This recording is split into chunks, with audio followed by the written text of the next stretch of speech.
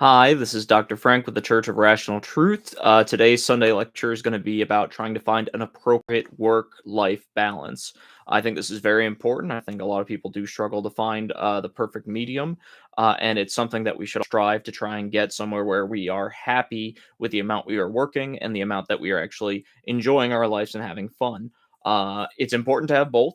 I've definitely seen people work themselves to death, and I've definitely seen people who work so little they can barely support themselves. And I think the balance is based on a couple of factors. Most being how much do you really need in terms of life goals? Where do you need to work to be able to attain the things you need?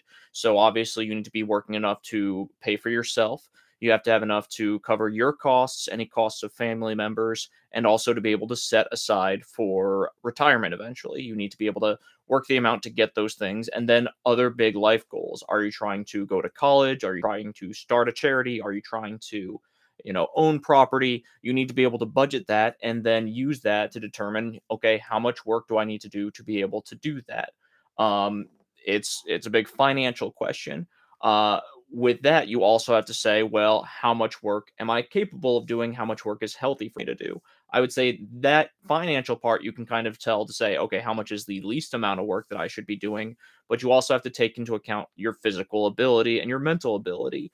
If you physically cannot do that amount of work, then you have to reassess your finances. You have to reassess what your goals are and try and find a better balance that will be in line with those. If you want to, get $10 million to start a charity, but you're only getting $70,000 a year, even if you work yourself to death, you're never going to be in line with those goals. So you have to kind of readjust either the amount we work, the amount of money we make, or the end goals of what our labors are going towards. The other thing is being able to do the stress management. There is a reason why we should not work sometimes. There's a reason why we should take time for ourselves. We should be able to de-stress. We should be able to engage in hobbies. That is not necessarily a negative thing. You cannot work if you are constantly stressed, if you're constantly overburdened, if you are not relaxed. And that's where that life balance, that having your time for yourself and being able to actually enjoy life. Now, hopefully, you enjoy work too, but that's not always the case. Sometimes work is just a way of paying the bills. Being able to get that balance and then enjoy a certain percentage of life and play, that is important. And I would usually say you should split it up based on life goals. And as you are younger, put a little bit more effort towards work. And then as you get older and older, and as you've already attained those goals, slowly move towards more and more play, and to the point of getting towards retirement, where it is very little work or only work that you do enjoy. And then do a good amount of just rest, relaxation, and enjoying the rest of life. Many people do actually need a certain amount of work to feel satisfied. In fact, I had a lot of patients who have retired and have come out of retirement because work can be very fulfilling. You can feel like you're doing something, you're benefiting, even if it is not just purely for the monetary gain. You are adding something to society and you're improving things. So, even throughout retirement, some people choose not to completely go into play only mode or live only mode. Sometimes they still work for the benefits of working. But it's also important to not overdo that. I've seen younger people, especially who just really work so hard and they take no time for themselves. They end up getting burnt out. They end up not enjoying life. They can end up being depressed. And work can end up hurting you depending on the specifics of the situation. So it's always good to take some time, readdress, reevaluate, and say, okay, where is this work life balance? Am I hitting a good work life balance where I'm hitting my goals? Or am I getting to the point where maybe I'm hitting my goals, but I'm giving up so much where it's not really worth it? My sanity and mental health, my physical health is going to be taken for granted and suffer for this. So, at what point do we have to try to get those things back into equilibrium? And I would say it's mathematics and common sense. You do the math and say, look, am I going to hit my retirement or whatever goals with the amount of work? Am I able to pay for my kids for college? Am I able to pay off my house and all my bills?